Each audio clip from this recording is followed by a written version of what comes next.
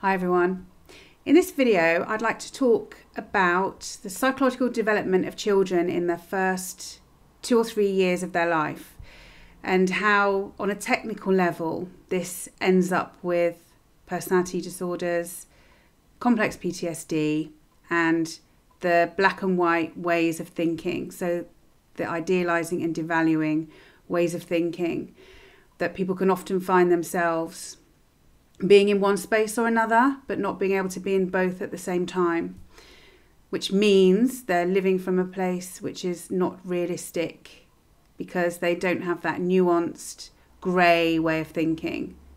The way of thinking can be extreme.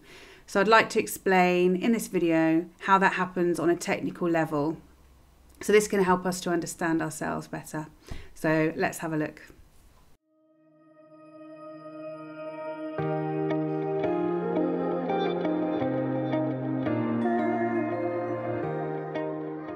The psychological development of children. So in year 1, ideal development is the child is psychologically fused with mother, sees the self as the same as the mother. This slowly begins to change starting at around 2 or 3 months. Attachment style established, which will affect all future relationships. In a psychologically healthy family, this attachment would be secure. Children who can depend on their caregivers show distress when separated and joy when reunited. They feel assured that the caregiver will always return. And when frightened, securely attached children are comfortable seeking reassurance from caregivers. So this is ideal development in year 1. Then we have dysfunctional development.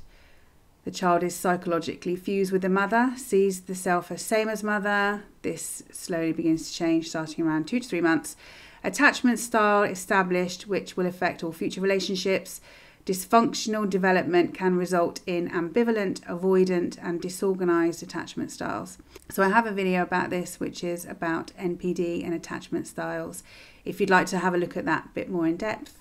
Year 2, ideal development, 12 to 18 months, child recognises self in the mirror, begins to psychologically separate from the mother, begins to assert their real authentic self and to develop autonomy, and this is encouraged by the mother. Child separates good and bad images of the self. Child separates good and bad images of the mother. Or, because of the brain structure, they exist in different places. So we have our image of the good mother. She's warm, loving and attentive. And then the bad mother. She frustrates our impulses, shows displeasure and punishes. Then we have a separation of the images of ourselves. So we have bad child. So if I'm hungry, tired or uncomfortable, I don't feel good. And I'm good child when I'm warm, fed, comfortable and safe. In a child from a healthy family, these separated images will become fused at age 3 by the healthy real self. In a child with an impaired sense of self, an impaired real self, they will remain separated. So if we have a stable foundation that we're standing on and a strong, healthy ego, and we're encouraged to be ourselves, we're given love, we're given affection, then the mind can hold together these images, these nuances, this grey way of thinking. Sometimes mummy's angry, sometimes mummy's sad, sometimes I don't feel good, sometimes I don't feel bad. But it doesn't feel like when I feel bad, I'm always going to feel bad and everything's terrible. Year 2, dysfunctional development. 12 to 18 months, child recognises itself in the mirror, attempts psychological separation from the mother. Child starts to assert the real authentic self and wants to develop autonomy, and this may be punished in a dysfunctional family. Well, it is punished in a narcissistic family, isn't it? The child remaining submissive and compliant may be rewarded. So in a narcissistic family, the child is rewarded for being compliant, passive and obedient, and punished for asserting their own wants and needs. And there's a strong message reinforced from the very early days of it's my way or the highway. And the child knows that the parent means business about this. If they don't go along with what the parent wants, then there's abandonment, there's rejection, and there's a real fear when you're a small child. If you're hungry, if you're tired, if you're wanting attention and affection, and you're rejected and ignored and given the silent treatment, then this is really difficult for a small child to handle, let alone what it might mean for them in terms of what it might trigger survival-wise. They may have thoughts of they're not going to survive because we need food, we need water at a minimum, let alone all the other things that children need. Love, encouragement, acceptance.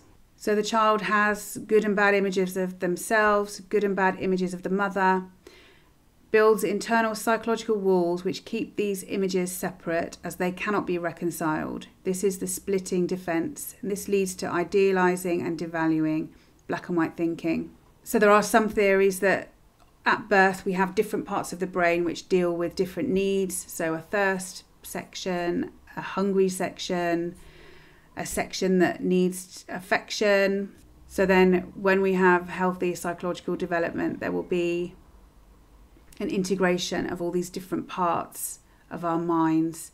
But when we come from trauma, this doesn't happen because there isn't a strong enough sense of self to hold all these different aspects together. And this is a progression of developing coping mechanisms to living in a traumatic situation. So we develop our attachment style, we develop a complex set of defences, one of which is this black and white thinking, this splitting defence. And if we go to year 3, ideal development, basis of personality is established, real self stabilises itself, development of a realistic picture of reality, grey thinking and seeing people and events as a mixture of good and bad, testing of their emerging self-image on other people, and self-confidence develops. But in a dysfunctional family, basis of personality is established, which is going to be an adapted self, which adapts itself to the environment because being yourself has been punished and you're going to have suppressed a lot of aspects of your real self. Personality disorders are established by age 3. Development of an unrealistic picture of reality, black and white, split thinking patterns. People are all good or all bad. And year 3, dysfunctional development defences are people-pleasing, dissociation, pervasive feelings of guilt develop when serving their own wants and needs, putting themselves last and others first, feeling unimportant, lack of initiative and confidence in the self, and feelings of self-doubt. So here we jump to adolescence, ideal development, physical changes and concern about body image, cognitive development of abstract thinking and reasoning, development of a sense of self and personal identity leads to an ability to be true to self and ideals. Social involvement and peer interaction, interest in sex develops. The development of sexuality is heavily influenced by the culture of family and society. Risk-taking increases. And those who receive proper encouragement and reinforcement through personal exploration will emerge from this stage with a strong sense of self and feelings of independence and control.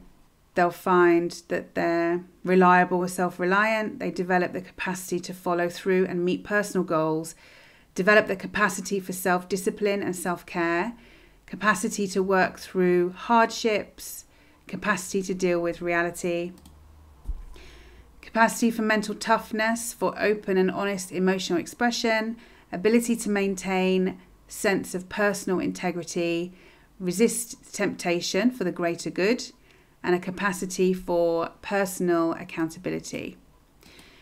So when we come to our adolescent years and we've had a dysfunctional family, psychological collapse can occur in the teenage years due to lack of development of the skills needed to transition into the adult world and become self-sufficient.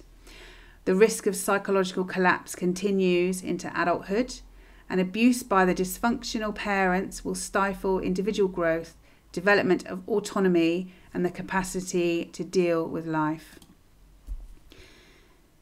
So behaviours that go along with that are things like breaking promises to the self and others, rarely finishing what they begin, avoiding and putting off dealing with painful situations, hiding from telling the truth by taking refuge in dishonesty, impulse rules judgment, can disown the results of his or her actions, finds it difficult to make decisions, may be unable to in some instances, will not talk about or acts out painful feelings, and will give up what truly matters to him or herself.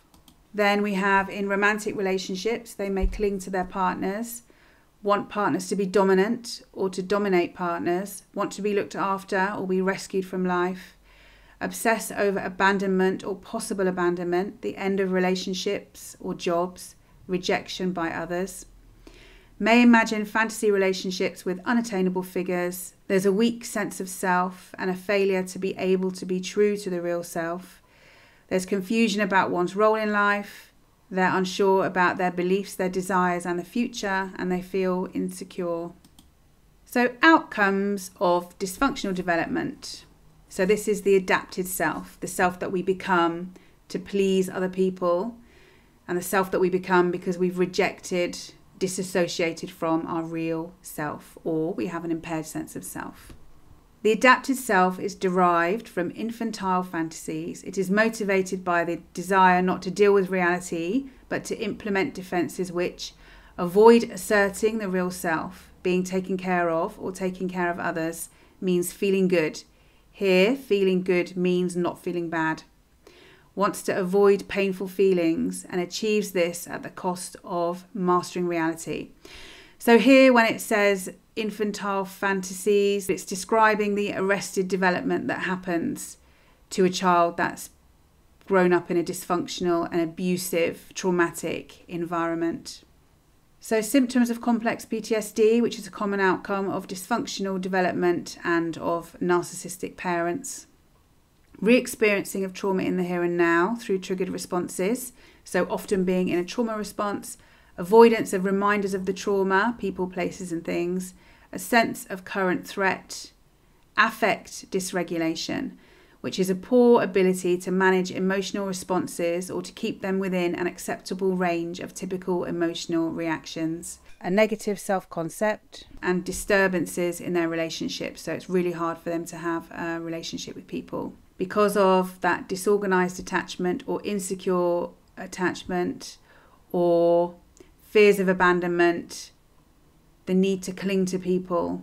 Childhood trauma can leave people with a nervous system which is always prepared for danger. They may be hyper-aroused, which is the fight-flight response, and have the symptoms of feeling emotionally overwhelmed, panicky, hypervigilant, a general feeling of not being safe, being reactive, irritable, and the mind can be racing. When hypo-aroused, this is the freeze and submit response, they have the symptoms of numbness, lack of energy, a foggy head, shame, and disconnectedness. And here we have triggers in complex PTSD, if you'd like to pause to have a look. And we have body reactions to triggered responses in complex PTSD.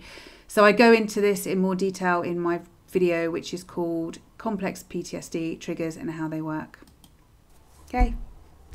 So I hope the information in that video was useful to you and can help you in understanding what's happened to you in your childhood development on a technical level.